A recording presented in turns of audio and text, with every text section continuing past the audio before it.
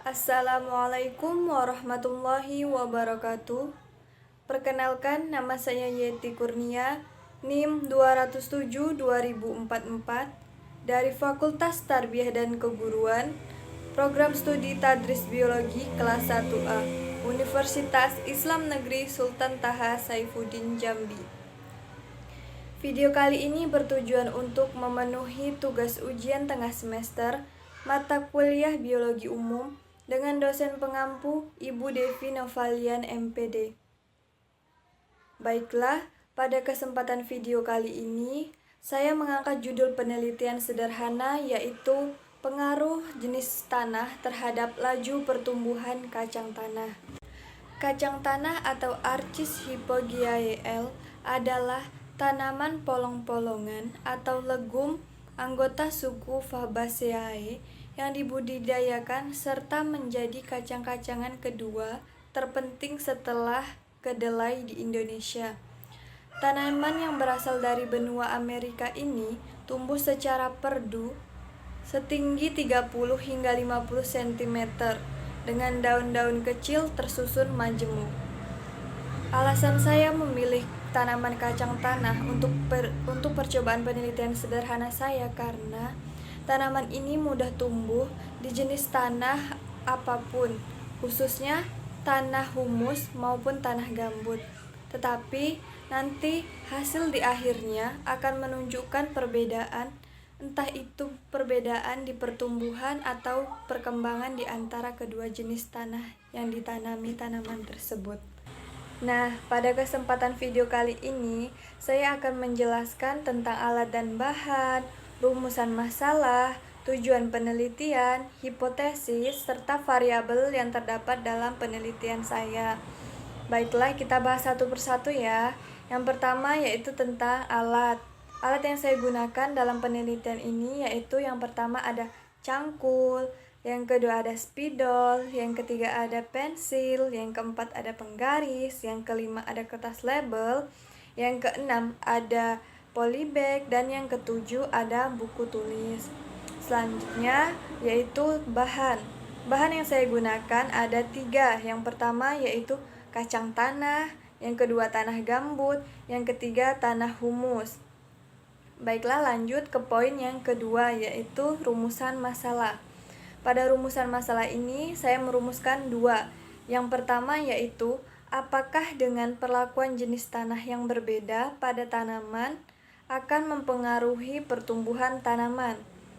Yang kedua, bagaimana perbandingan laju pertumbuhan tanaman kacang tanah yang ditanam dengan jenis tanah yang berbeda, yaitu tanah humus dan tanah gambut. Untuk yang poin ketiga, yaitu tujuan penelitian. Di tujuan penelitian juga saya membuat 2 tujuan. Yang pertama yaitu mengetahui pertumbuhan yang ditanam dengan jenis tanah yang berbeda. Yang kedua yaitu mengetahui dan menganalisis perbandingan laju pertumbuhan dan perkembangan tanaman kacang tanah yang ditanam dengan jenis tanah yang berbeda, yaitu tanah humus dan tanah gambut. Lanjut untuk poin yang keempat, yaitu hipotesis. Pada hipotesis kali ini, saya juga merumuskan 2 hipotesis. Yang pertama yaitu ada pengaruh terhadap pertumbuhan dan perkembangan tanaman kacang tanah yang ditanam dengan jenis tanah yang berbeda, yaitu tanah humus dan tanah gambut. Yang kedua yaitu tanah humus memiliki pengaruh besar dalam penelitian kacang tanah. Untuk poin yang kelima yaitu tentang variabel. Nah, di sini ada 3 variabel yang saya buat. Yang pertama yaitu variabel bebas, yang kedua variabel terikat, dan yang ketiga variabel kontrol. Nah, kita bahas satu-satu ya. Yang pertama yaitu variabel bebas. Dari penelitian saya, variabel bebasnya yaitu tanah humus dan tanah gambut. Untuk yang variabel yang kedua yaitu variabel terikat. Untuk variabel terikatnya yaitu tinggi batang tanaman dan banyaknya daun pada tanaman tersebut. Yang ketiga yaitu variabel kontrol.